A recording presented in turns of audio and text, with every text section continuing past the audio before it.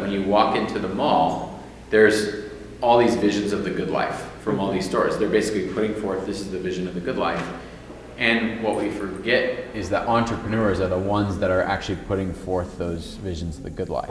We see on average 5,000 ads a day, which is kind of crazy. And the question is, what are those ads saying? They are selling a vision of the good life, right? And they're not just selling that vision of the good life, they're actually speaking into what it means to be human. Let's blame the evil people on Madison Avenue in the ad industry, right? Let's blame them. Source material, right? What's the source? The source is the entrepreneurs, right? The source is the entrepreneurs that are creating these companies. Advertising is a downstream thing that's sending out messages about what it means to be human and what you should buy and the vision of good life that you should buy into. And if you buy this product, then you'll have this vision of the good life, right? It's a downstream thing. So as much as we ought to, as Christians, care about entrepreneurship, absolutely, or about advertising and the messages, absolutely. But I'm saying let's even go upstream a little bit more to entrepreneurship. What are the actual products that we're making? And so entrepreneurs actually, I think, have a responsibility to think about what is the vision of the good life that my product is putting forth. In other words, what am I telling people they're going to get this better life through what we're selling? And when you think about it that way, it's incredibly powerful, and the responsibility of that it can be very weighty for an entrepreneur.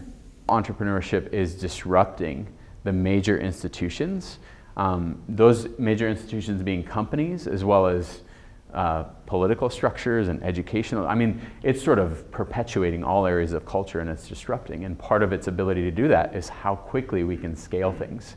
Jack Dorsey kind of summed this up, and he did an interview with Forbes magazine. I think he was on the cover of Forbes, and this is where the quote came from. But he said that the most efficient means to spread an idea today is a corporate structure. 200 years ago, it was something different. 100 years from now, it will be something completely different. So he's saying that not only do we have an opportunity to create new things, but those new things are going to send messages. The future of culture, we think, depends largely on the worldview of the next generation of entrepreneurs. If we don't step forward into this, that somebody else shapes the narrative is what happens.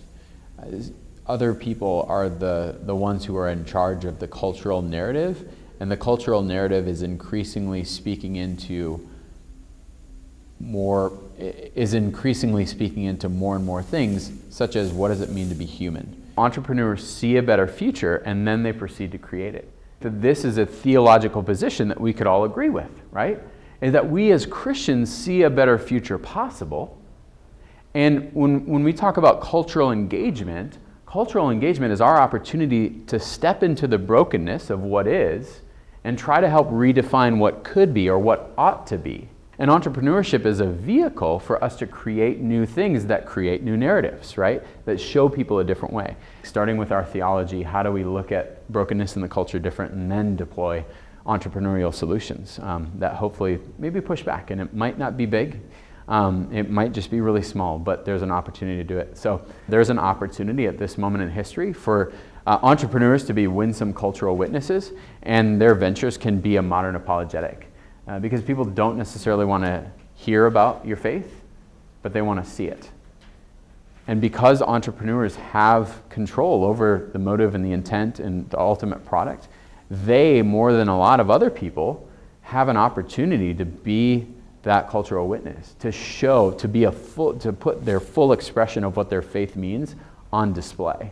It's vocationally minded, and so it's equipping people vocationally to live out their faith and express it in a winsome way to the culture. And the church's primary function is equipping and sending into all areas of culture in the world.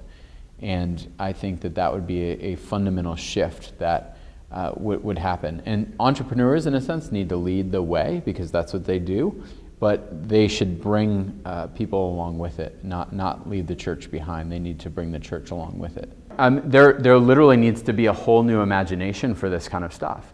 And we need to be able to redefine what it means to be a thoughtful, to have like thoughtful engagement with the culture as a Christian in business. The gospel actually changes everything, so it changes how we look at it. Let's not just copy culture and then slap a Christian label on it. Let's actually reimagine culture.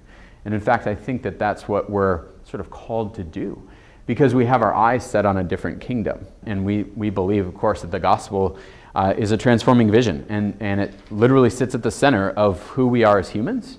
It reshapes and redefines who we are as humans, and then it reshapes how we view the culture at large. And those two things actually inform what we should do as entrepreneurs. So this is kind of the Venn diagram that demonstrates that. Our theology changes everything, and therefore we look at the culture, and specifically the brokenness in the culture, and ways that we could engage in the culture different. And then we think about how we can use our entrepreneurial resources, our intellect, our networks of capital and talent, and actually deploy them in service of things that sort of sit at the center of this, things that are close to God's heart. That's kind of my thoughts on entrepreneurship in this moment, and how we think it's sort of this new blank canvas for us to create new things and propose new ideas to the world through it.